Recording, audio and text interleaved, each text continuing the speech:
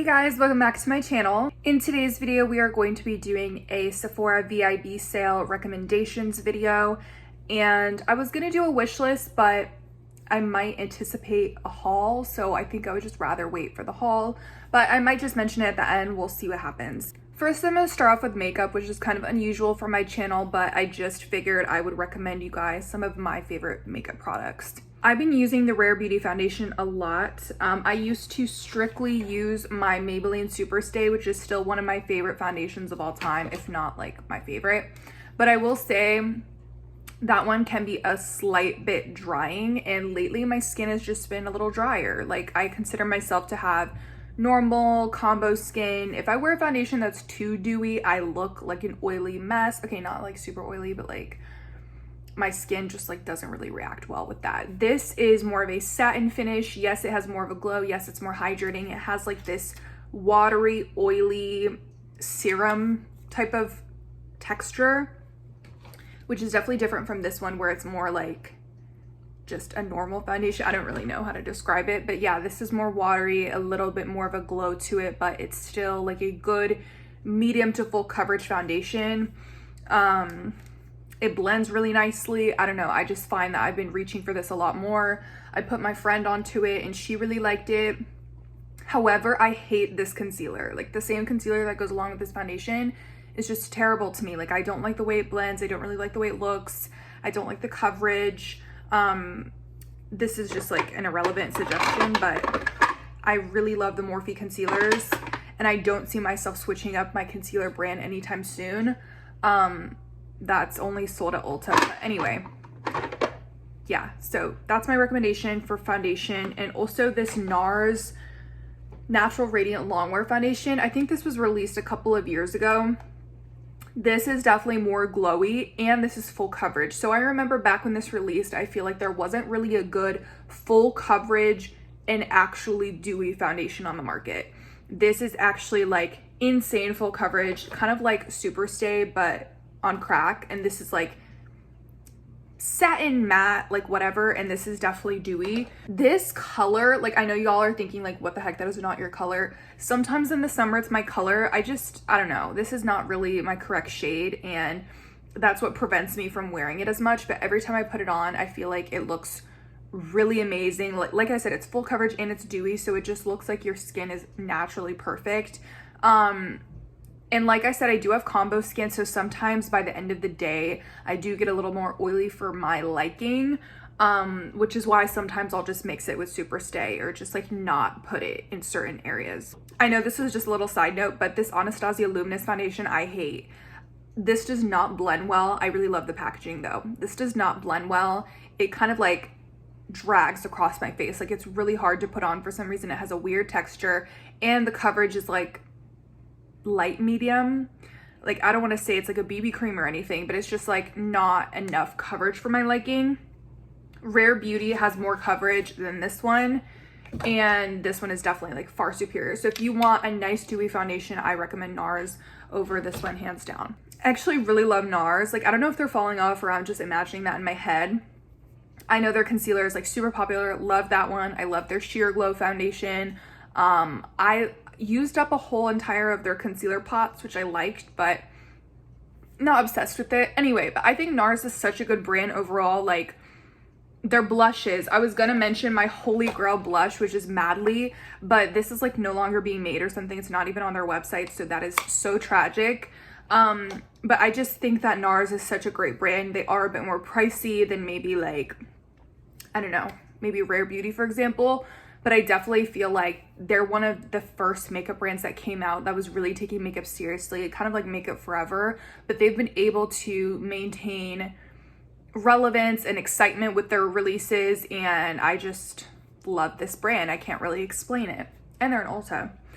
Okay, the Anastasia liquid liner. So it's not 100% perfect, but it's like as close to perfect as I think I can get. I have really watery eyes, so that's my main issue. But this is super black. It dries relatively quickly, and you know, it lasts for hours. Like, it looks good at the end of the night. I think I had this expectation with makeup that my makeup was supposed to look like Instagram, or it was supposed to look flawless until the moment I wiped it off. And that's just not realistic. Like, by the time you take your makeup off, your foundation has probably evaporated a ton, or I don't know if evaporated is the right word. And your liner may not look as black as when you first applied it because maybe you've been touching your eyes or whatever. But this is just one that I've repurchased like 2 to 3 times already, and I don't see myself ever using another brand. I know a lot of people talk about like e.l.f. liquid liner, Revlon liquid liner. Like, I've tried them all, Wet n Wild. They're not as good as this one. I will say applicator, like especially if you're trying to get a super fine wing liner, yes, you can do it. You absolutely can do it. You just need to be very careful because it is not super thin on the end. And you might have to just use a Q-tip to like help make it super sharp and perfect. But I feel like that's fine. That's fine, right? Like, the wing liner you see on Instagram has probably been messed with a Q-tip or like messed with a makeup wipe. Like, sometimes you just can't have an entirely perfect product. You have to mess with it to get whatever look you're going for. But I don't even do wings. I hate wing liner on my eye shape. So I just love this. Love this so much, and it lasts a decent amount of time. I think this is the last makeup product, which is crazy because I thought I had so many more makeup products that I buy at Sephora, but there's so many that I buy from like MAC. I have a lot of MAC products. I have a lot of products that you can only get at Ulta, House Labs. I have a ton of House Labs stuff because I'm a big Gaga fan. Glossier, like I just have the most random brands in my collection, but I broke this and I forgot, so I spilled it everywhere. But this is in the shade Hustla Baby, and Champagne Pop is my favorite highlighter of all time, but it has been discontinued. It's gone forever. Bye, Becca. I did buy a backup though because I need it. However, this gives me a similar peachy gold sheen. It looks just as good on my skin tone. I'm very specific about my highlighters. Today I'm actually wearing one from Nicole Guerrero. Y'all remember this palette? You're an OG if you remember this palette. Look, and it's that shade that I have used up. I don't know if this is still even on sale, but yeah, sometimes I'll wear other highlighters, but Champagne Pop is just my favorite because it's not just a gold highlighter, it has a peachy tone. So if you're looking for a dupe or something similar, Hustla Baby by Fenty is just as amazing. It's not as creamy, but it looks the same on my skin virtually, and I just really love it. So if you have a warmer complexion or maybe if you have a neutral complexion, I feel like it works for both, like yellow tones and like peachy neutral tones. It'll look perfect on you. Okay, so now on to perfumes, which again, I thought I had a lot of perfumes that came from Sephora, but I don't. There's a lot of stuff that is online only, but even still, I'm just like, I guess more of a fragrance net shopper. I've been on the hunt for like designer fragrances that aren't really accessible in Sephora and Ulta. Yeah, so I was just surprised by how little fragrances I have to mention, but there's a couple that I'm really excited to talk about, so let's just get into it. I hate to beat a dead horse, and I know everybody knows about this fragrance by now, but just any Tom Ford perfume, if you've had your eye on it, the Sephora VIB sale is the perfect time to hop on that.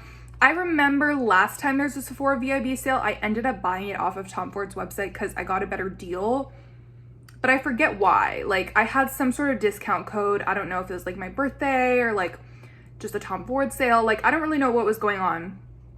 But anyway, unless there's another sale that you know about, this is the perfect time to get Tom Ford on a discount, which is not usually a thing. Like, especially if you go to the counter, you're not going to get a discount. So if you had your eye on one, check it out. It may only just take off the tax and that's it, but I need to wear this one more. But I kind of like bought it and now I'm just scared to use it because it's so expensive. Okay, so this is just a nice sour cherry. You guys need to try it on your skin, even if you don't like it, on paper or from whenever you smelled it. Such a beautiful complex scent. Anyways, so if you've been eyeing Lost Cherry, definitely recommend it for this sale. Then I have Burberry Her EDT. I don't know if Burberry Brit is in Sephora stores. I don't think it is. I love all of the flankers. I like the Blossom one because it has peony. I like London Dream. It's just a little more citric, a little more solar. And the EDT is something that I really want to pick up during this sale, but it's kind of like in and out of stock, so I don't know. Anyway, so I really recommend the original, but I also really recommend the EDT. That is something I plan to get. Whether or not I get it during the sale or get it on Fragrance Net at some point in the future, that's a goal of mine. The brand Kayali. Oh, Kayali. So yeah, I have to recommend this brand. This is my favorite fragrance that they offer. Sweet Diamond Pink Pepper. It's like a Middle Eastern type of fragrance. It's a sexy fragrance. This is date night. This is seductive vibes. This is Valentine's Day vibes, but you don't have to wear it on Valentine's Day. Just whenever you're feeling your oats, this is the scent. It's spicy in the best way possible. It has pink pepper, obviously, and saffron, which makes such a sexy combo along with the rose. It's like a sweet rose. It's not like rose petals or rose water or something like that. And I don't know, there's so many other things going on in this scent. I haven't worn this in a while either. Like, I haven't had the appropriate time to wear it, or I've just been getting a lot of new fragrances, so it's just been sitting on the back burner. But I'm definitely going to be pulling this out soon because I love it. I miss it. Utopia. This is not like a must-have, honestly. If you want a good coconut, Dolce Garden is also available at Sephora, I think. That's like one of the best coconuts of all time. There's also lots of other great coconuts on the market, but this is one of them, and I want to suggest it. I just don't think like you absolutely need to run out and buy it. It's just with these kayalis, because I've worn them quite a bit, they like transport me back in time. So this was actually like a bad time in my life, kind of. Like, there was a lot going on. I did a review video on it, and you know, perfume was just one of the things keeping me happy at that time. Anyway, now when I smell it, I think of that. I also don't like summer. Like, I just don't really like the season, so this is a very summery fragrance, and it just like reminds me of that. Anyway, so I wear this to the pool a lot. This is a pool beachy fragrance. This is classy coconut, classy florals, sophisticated, chic, elegant. Kind of smells like sunscreen, but it's also balanced out by the flowers. Like, it doesn't smell too much like sunscreen. And vanilla. I don't know if this is going to be in stock for the sale. You guys can see the big dent I have in it, but this is a must-have. I frequently put this in my top 10. I don't know if it deserves to be in the top 10 because it's not like a revolutionary scent, but I will say, I've been smelling a lot of vanilla perfumes lately, and I just get so pissed off because they smell so artificial. They smell so basic. Sometimes they smell like nothing at all. This does smell like brown sugar, maybe not vanilla, but it smells like brown sugar, and it's burnt and it's realistic and it's sweet, and it's like, it's giving what it was supposed to give. Meanwhile, other vanilla perfumes are just so lazy. I wouldn't even get into it. Yeah, it's not a groundbreaking scent, but it goes with everything. It's just a cute girl, and I love when the juice darkens. When I first got it, it was light brown, and I hated it. Everybody hates on Eden. I just don't understand. I mean, I kind of get it, but I just think, like, if you're gonna hate on Eden, but you like Burberry her, like, the math isn't really mathing. Yeah, it's childish, it's sweet, but I love it. Okay, this also transports me to a memory. You guys can see I have a tiny little dent. I wore this when I was in Florida with my family, and my dad actually said he loved it. Okay, noted, because I'm working on a complimented fragrances video. My dad really liked it, and he never comments on my perfumes. And I think that just says something. Like, I don't know, I always get so shook when people compliment my perfume, because like, they don't even know. They don't even know the thought that went into me putting on that scent. Anyways, you guys, it's so fun. It's so fun. It's bright, it's juicy, it's playful. If you get it, you get it. If you don't, you don't. Like, I don't really want to keep like convincing people to like Eden anymore. Like, if you like it, great. If you don't, oh well. Lastly is Wonderland Peony by Floral Street. This is my scent of the day, and I love it. It smells so good. It has guava and cotton candy and obviously peony. Yeah, you get like some sort of florals in the background. Like, it's not just linear and fruity like some fragrances. But the florals are really not the star of the show. It's guava and cotton candy. If that sounds appealing to you, try it out. If you've tried one guava perfume and you're like, no, I hate guava, don't let that deter you. You don't know if it was guava or not, because I swore I hated guava after trying Xerjoff's Cruz del Sur. But I don't hate guava. I love it, actually. It smells delicious in this. So far, the longevity has been okay. Yeah, I have Arizona Bloom from Floral Street on my wish list as well. It's a gorgeous coconut. Like, you guys are probably like, coconut, rolling your eyes, but it's beautiful. I can't explain it. Like, it has a saltiness to it. It has like a creaminess to it. It's like giving cloud, but different. It's not really giving cloud. It's like more like Thank You Next to me, but just softer. It's just beautiful. Okay, you guys, and I think I have like a Charlotte Tilbury foundation on my wish list, but other than that, it's the Beautiful Skin one. But other than that, I don't really plan to get much. I don't even know if I'm gonna shop the sale for sure. Like, I honestly need to save my money. If my dad's watching this, let's just ignore whatever I just said. I want to thank you guys so much for watching this video. I will catch you guys in my next one and see you then. Bye.